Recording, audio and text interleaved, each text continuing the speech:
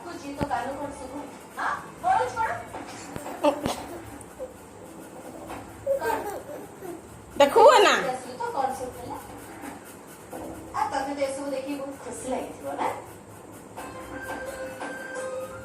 ଏସବୁ କାହା ପାଇଁ ହେଲା ତୁ ଜାଣିଛୁ ତ? ଏସବୁ ହେଲା ତୋ ଝିଅ ପ୍ରିୟ। ସେ ହିଁ ଏଥିର ମୂଳ କାରଣ। ଆଉ ଏ ଭବାନୀ ଦେବୀଙ୍କ ଘରେ ଏତେ ସବୁ ଯୋଉ ଅଶାନ୍ତି ତିଆରି ହଉଛି ଏସବୁର ମୂଳ କାରଣ କି ତୋ ଝିଅ ପ୍ରିୟା ହେଲା। ଆରେ ତାଙ୍କ ଘରକୁ ଆସିକି ଘର ପୁରା ଛାରଖାର କରିଦେଲା ସେ। ଆରେ ତାଙ୍କର ପୁରା ସୁଖ ଭଳିଆ ଘର। କେତେ ଖୁସି ବାସୀ ତାଙ୍କ ଘରେ। ଏ ପ୍ରିୟା ଆସିଲା ଦିନଠାରୁ ତାଙ୍କ ଘରକୁ ପୁରା ଲୋକ କରି ସାରିଲାଣି।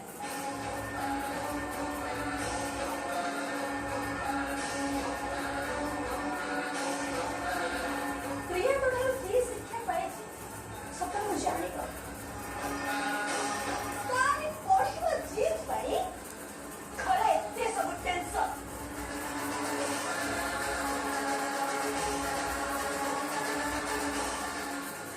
ବୋହୂ ତା ଶାଶୁ ଘରେ ଏମିତି ଜିଦ୍ କରେ ନା କୋଉ ଝିଅ ଏମିତି ଜିଦ୍ କରିବ? ତତେ କି ସଂସ୍କାର ଦେଇଛୁ କେଜାଣି? ତୋ ଝିଅକୁ ତୋରି ଭାଗ୍ୟ ନେଇକି ତା ଶାଶୁ ଘରକୁ ପଠେଇ ଯୋଉଠି ତାର ସୁଖ ଶାନ୍ତି ହିଁ ନାହିଁ। ନିଜ ସଂସାର ବଢିଲା ବେଳକୁ ତା ସଂସାର ଉପରେ ରହୁଛି।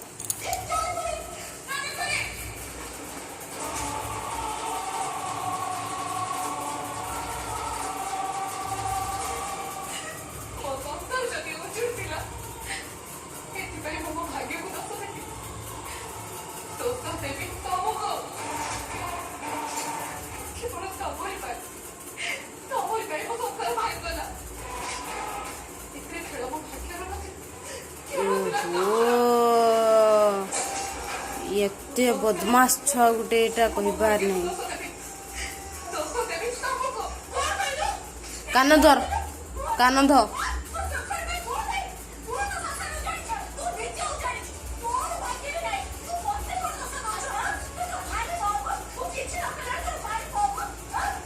କାନ ଧ।